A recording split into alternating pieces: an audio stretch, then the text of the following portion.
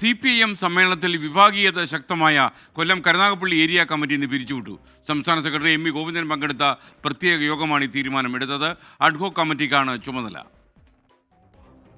CPIM Karunagappally area കമ്മിറ്റിയിലെ വിഭാഗീയത പോർവിളിയിലേക്കും സംഘടനത്തിലേക്കും നീങ്ങിയതോടെയാണ് നടപടിയുടെ വഴി പാർട്ടി സ്വീകരിച്ചത്. തെറ്റായ ഒരു പ്രവണതയും വെച്ചുപൊറുപ്പിക്കില്ലെന്ന കർശന നിലപാടിലാണ് നേതൃത്വം. സ്വാഭാവികമായിട്ടും ഉണ്ടായ ഈ പ്രശ്നങ്ങളെല്ലാം ഗൗരവപൂർവ്വം ചർച്ച ചെയ്ത് നിലവിലുള്ള കരുനാഗപ്പള്ളി ഏരിയ കമ്മിറ്റി പൂർണ്ണമായ അർത്ഥത്തിൽ തന്നെ പുനഃസംഘടിപ്പിക്കണം എന്നിപ്പോൾ തീരുമാനിച്ചിരിക്കുകയാണ്.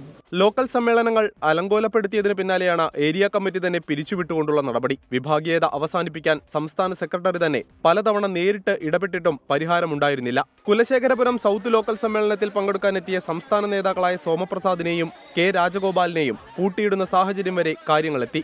ഔദ്യോഗിക നേതൃത്വത്തിനെതിരെ കരുനാഗപ്പള്ളിയിലെ ഒരു വിഭാഗം പാർട്ടി നേതാക്കളും പ്രവർത്തകരും പരസ്യ പ്രതിഷേധവുമായി രംഗത്തെത്തുകയും ചെയ്തതോടെയാണ് സമ്മേളനകാലത്തെ അസാധാരണ നടപടിയിലേക്ക് CPIM കടന്നത്. CPIM ജില്ലാ സെക്രട്ടേറിയറ്റ് അംഗം ടി മനോഹരൻ കൺവീനറായി 7-അംഗ അഡ്ഹോക് കമ്മിറ്റിക്കാണ് കരുനാഗപ്പള്ളിയിൽ ഏരിയ കമ്മിറ്റിയുടെ ചുമതല. സംസ്ഥാന സമ്മേളനത്തിന് വേദിയായ ജില്ലയിൽ പാർട്ടിയിലെ പരസ്യപ്പോര് ഗൗരവത്തോടെയാണ് നേതൃത്വം കണ്ടത്.